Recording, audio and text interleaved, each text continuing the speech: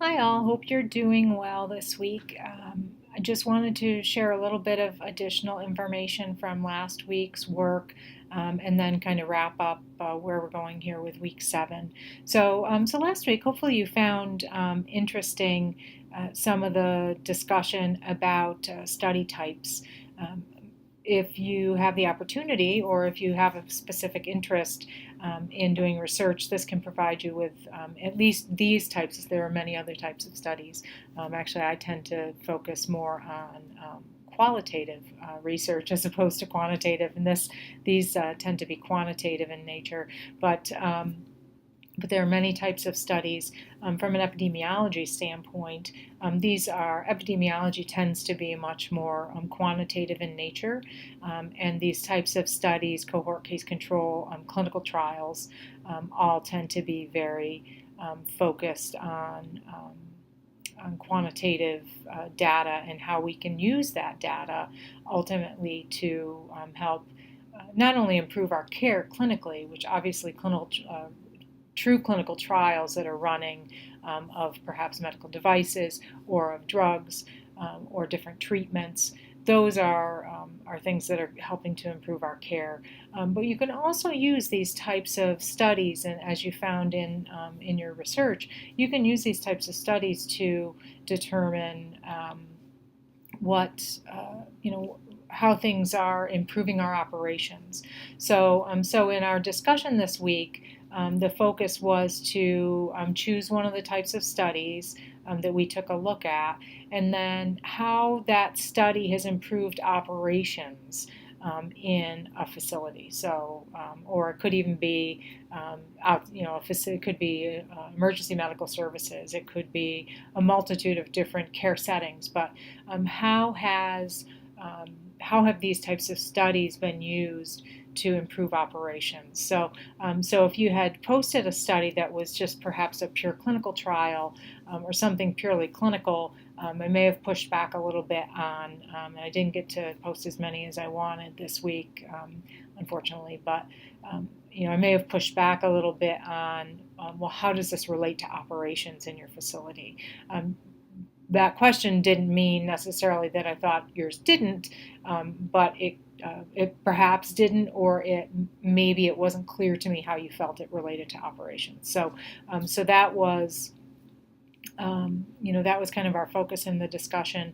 Some really interesting studies that folks were able to find with relation to how to improve operations, be it from a clinical perspective, maybe a change in your workflow, a change in the use of data in some way in a facility to help improve operations, or in some cases they were some more performance improvement type projects, but that were done in say a case control type methodology. So interesting discussion this week, and hopefully you found it was interesting to take a look at some of these other studies. The one thing I have not I'm grading drafts for the other class, and final project drafts for the other class that I'm doing. So I haven't gotten to go back to go in and look at your week 6 essays yet, but I'll be hopping in there, and I'm looking forward to seeing how perhaps your thoughts on population health have changed since you wrote that original paper in week 1, or maybe they haven't changed. Maybe you had a good understanding then, you feel the same way now. And you haven't, there isn't necessarily a significant change from throughout the term. So I'm looking forward to seeing your reflection in regard to those topics.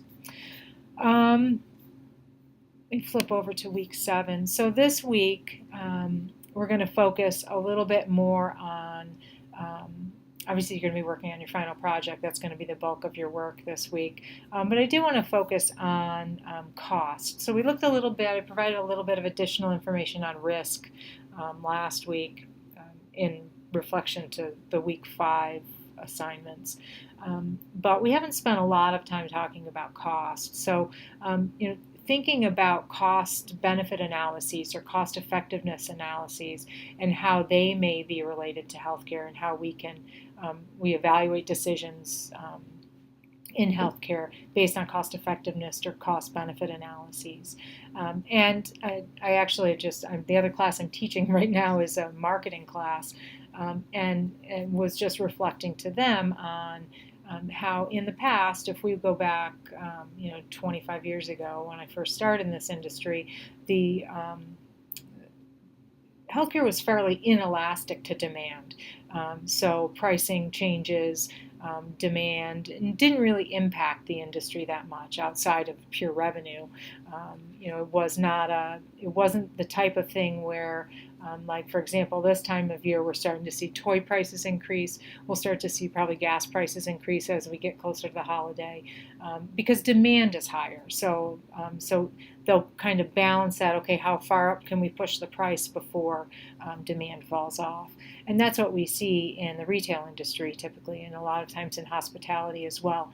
Actually, I was just trying to book a hotel for a trip we're taking over the holidays, and the hotels that I would normally pay $150 for in this particular area are almost $400 a night, because of the demand around the time between Christmas and New Year's in this particular area. So it's those types of things, very elastic to demand.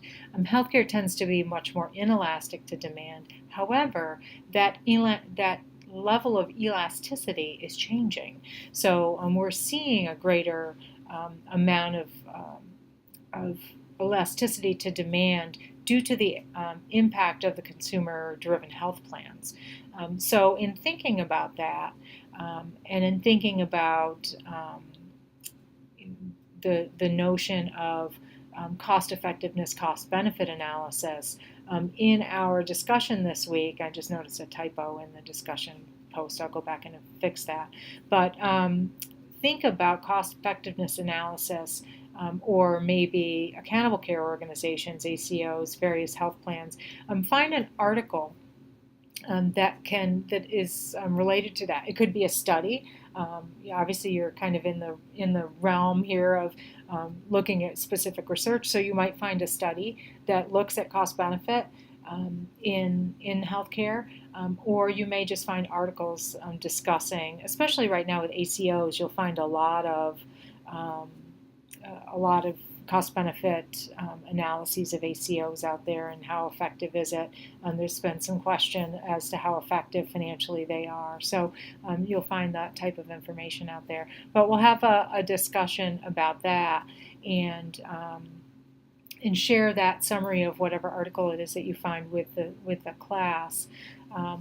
And then in our responses this week, I would suggest, are there improvements that you might see based on what you're hearing from your colleague in the video? So if your student speaks about accountable care organizations and how, in particular, they're making progress or not making progress on something, what types of things might you suggest, or that you might see also in conjunction with that to help improve cost benefit, improve cost effectiveness, etc. Also this week, if I can get down here, is our final project due on Sunday. Keep in mind, hopefully go back and take a look at comments that I may have made in your topic area. When you made that topic choice, make sure you're going in and taking a look at those comments, because there were some that I suggested some tweaks to your topic choice. But one thing that I want to make a point of is a lot of people, when they do this paper, I've taught this class a couple times now, they try and kind of shoehorn their organization into an ACO because they think that's what we're specifically looking for.